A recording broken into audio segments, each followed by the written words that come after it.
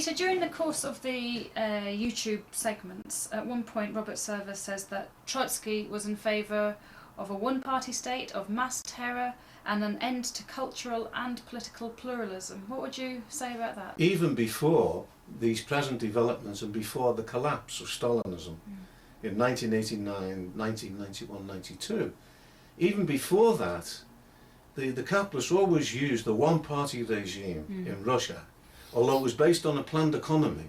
That's the nationalization of the means of production, and therefore was a different social system to that of capitalism.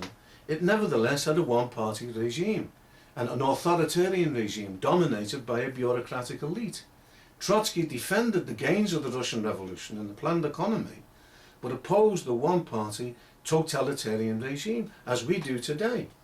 And therefore we oppose Stalinism, we've consistently opposed Stalinism. We oppose bureaucratic Stalinist methods, whether they're used by members of the Communist Party in the past, or by the right-wing trade union bureaucracy, that's the privileged officialdom in the trade union movement today. We stand for the election of all trade union officials, for instance. They appoint very highly paid trade union officials that are out of control of the rank and file. So we want the kind of society, not that we saw in Russia after the triumph of Stalin, but the gains of the Russian Revolution and the planned economy, collectivization, the idea of a new society, of equality, of egalitarianism and so on, but with democracy, the right for all parties to exist, to contend in free elections and so on. And then we have to remember the Russian Revolution took place in an economically backward country where the majority of the population were poor peasants, culturally backward. Lenin and Trotsky never saw the Russian Revolution in isolation. It was the first spark for a European-wide revolution, which again Robert Service does not understand when he makes criticisms of Trotsky.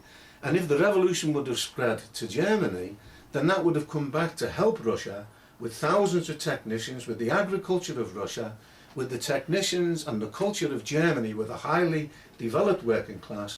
A real socialist federation could have taken shape that would have spread to the whole of Europe, and that it would have had an effect on the whole of world capitalism. That was the original idea, the schema of Lenin, of Trotsky and the Bolsheviks, and in my opinion that had enormous effect. They had the 10 days that shook the world, and all of these attacks today is an attempt to try and prevent on a higher level something similar taking place today. I don't think it will succeed.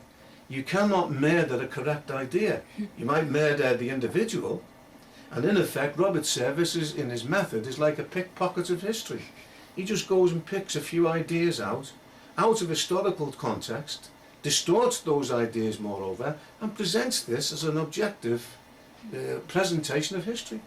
In segment 3, Robert Service talks about how had Trotsky replaced Lenin rather than Stalin, that there would have been a bloodbath in Europe. Is that a fair analysis of what would have happened? Is that what you would think? Let's remember that the Russian Revolution in October 1917 was a relatively peaceful event. No parties were legalized apart from the fascist Black Hundred, which Christopher Hitchens comments on and makes a correct point about Russian barbarism represented by figures like that, like the General Kornilov that tried to drown the revolution in blood and was defeated by the uprising of the workers of Petrograd and the rest of Russia in August 1917. And Christopher Hitchens makes the correct point that if Russia would have fallen under the heel of people like Kornilov and the Black Hundreds, then probably we might have had a kind of fascistic regime. He calls it fascism, which then would have had a Russian name rather than the Italian name from Mussolini's inauguration of fascism. And there's more than a grain of truth in that. And actually, if you looked at what happened in China, the failure of the Chinese Revolution of 1925-27 led to the destruction of the Communist Party and the rise of Chiang Kai-shek that inaugurated a river of blood for the Chinese masses. 3 to 4 million people were killed. Terrible suffering at that stage. So the bloodbath that would have resulted at that stage in Russia would have come from right-wing reaction perpetuating the landlord capitalist regime. The Russian Revolution ended the First World War. There were at least 5 million Russians who were either killed or injured in the First World War.